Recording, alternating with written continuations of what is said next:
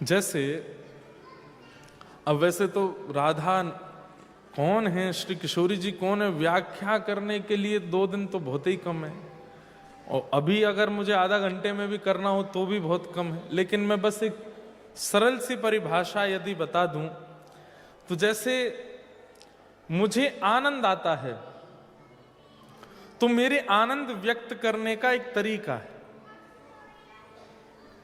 आप सबको आनंद आता है, आपके आनंद व्यक्त करने का एक तरीका है। किसी को आनंद आता है तो उसको भूख लगती है, अच्छा लगता है तो उसको भूख लगती है। किसी को आनंद आता है तो उसको नाचने का मन होता है, किसी को आनंद आता है तो वो रो जाता है, किसी को आनंद आता है तो वो हंसता है, किसी को आनंद आता है तो वो कूदता है, किसी को आनंद आता है तो वो नहाता है। एक हमारे परिकर में भैया, उनको आनंद आता है तो कपड़े धोते हैं, है कि नहीं? यहां नहीं आए हैं लेकिन वो कहते हैं कि महाराज जी धुले धुलाए कपड़े धो देते हैं दोबारा, आनंद आ रहा है। हर व्यक्ति का आनंद एक्सप्रेस करने का एक तरीका है। ऐसे जब ठाकुर जी को आनंद आता है तो वो एक्सप्रेस नहीं कर पाते। क्यों? उसकी मात्रा इतनी होती है कि उसको एक्सप्रेस करें कैसे।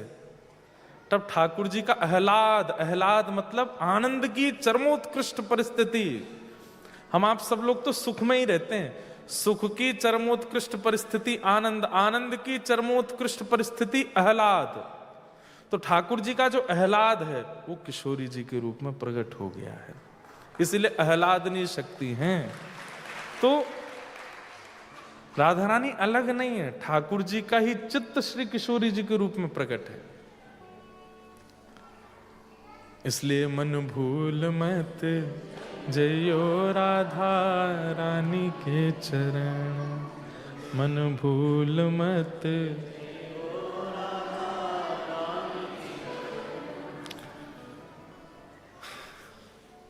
तो हम जिनका चरित्र सुना रहे थे, बहुत सुंदर चरित्र है उनका, और संभवतः आज तक मैंने कहा नहीं है। इंद्रभूषण बसु कलकत्ता के बंगाल के निवासी थे। 1922 में इनका जन्म हुआ। 18 वर्ष की अवस्था तक हर वर्ष अपने पिताजी के साथ वृंदावन जाते थे, लेकिन अब इनकी पढ़ाई पूरी हो गई थी। अब इनको जॉब या फिर किसी प्रकार, उस समय अंग्रेज शासन था भारत में, तो कुछ ना कुछ कार्य करना था। खूब पढ़ लिख के विद्वान हो गए थे। अब की बार जब ये वृंदावन दर्शन करके आए तो बस इनका रोम रोम रोने लगा। और हर वैष्णव के अंग में जब ठाकुर जी स्वीकार करते हैं ना तो 8 प्रकार की अवस्थाएं प्रकट होने लगती हैं। बहुत ध्यान से सुनिएगा। ये जो इंद्रभूषण बसु हैं, इनका पूरा चरित्र नहीं, थोड़ा तो मैं आज कहूंगा, थोड़ा कल सुनाऊंगा। लेकिन ये समझ लीजिए कि जब ठाकुर जी किसी को स्वीकार करते हैं तो उसकी स्थिति कैसी हो जाती है।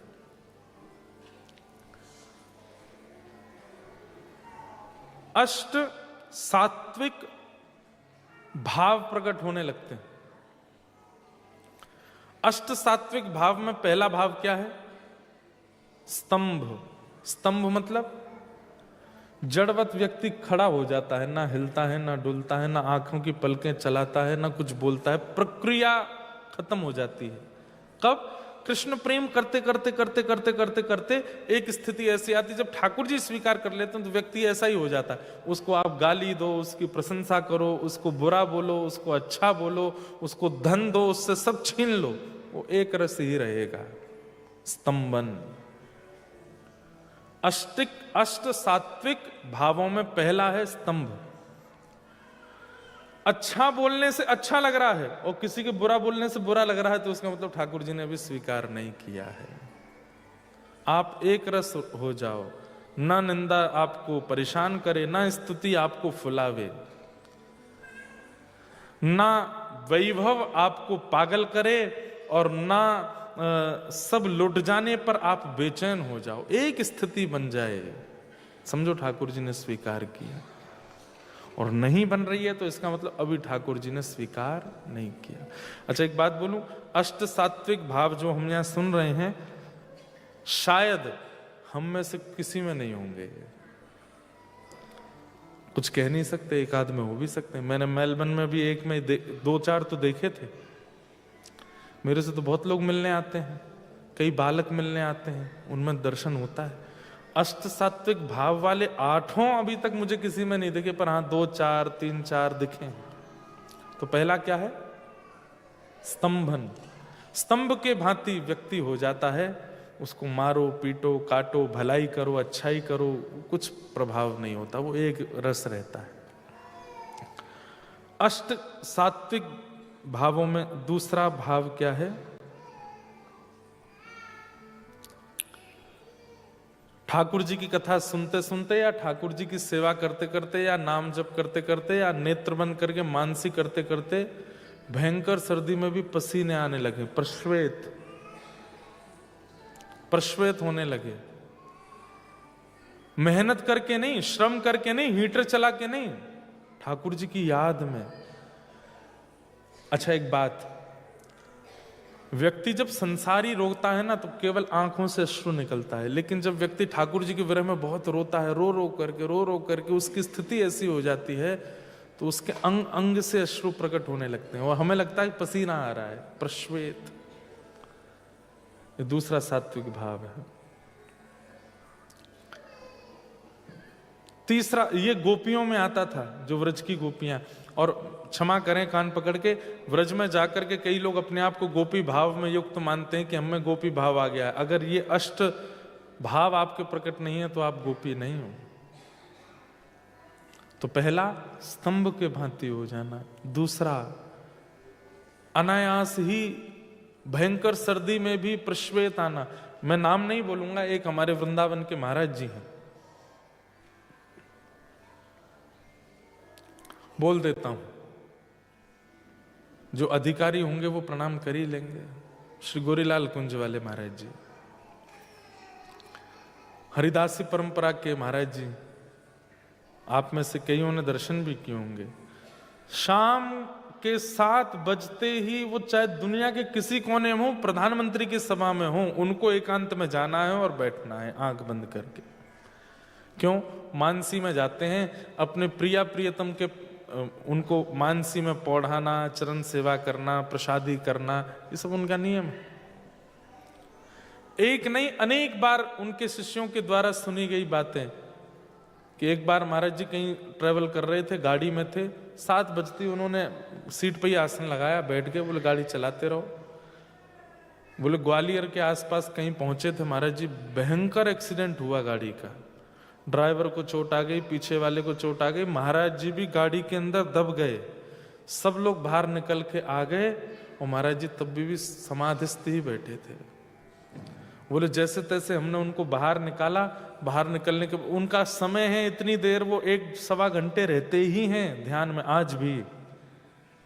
मानसी उसको बोलते हैं, मानसी में सेवा में रहते हैं। मानसी के बाद जब आंख खुली तो बोले क्या हुआ? अभी की बात है ये, तो कुछ साल पहले देखे तो गाड़ी बिल्कुल चूर पड़ी है, सबके चोट लगी है, सब कोई रो रहे हैं, किसी के छाती में दर्द, किसी के पैर में। महाराज जी तो मानसी में थे। हमारे यहाँ दिसंबर जनवरी में सर्दी पड़ती है, दिसंबर जनवरी में पसीने आते हुए देखा है, नेत्र बंद करके मानसी में रहते हैं।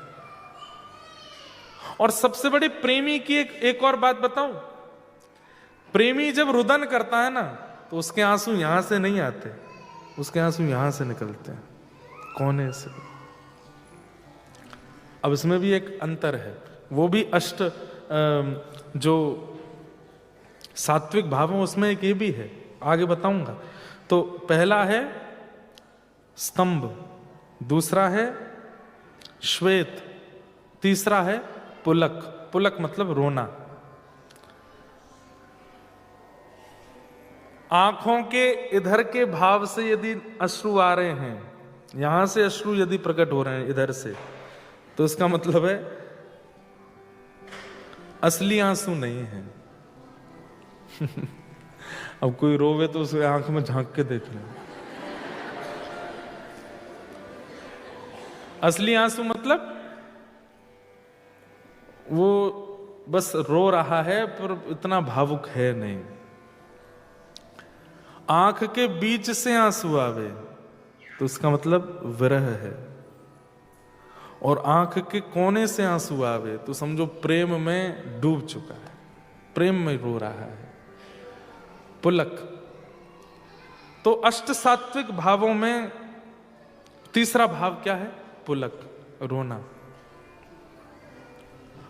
रुरुदु स्वस्वरम राजन कृष्ण दर्शन लालसा। व्रज की गोपियां रोती हैं।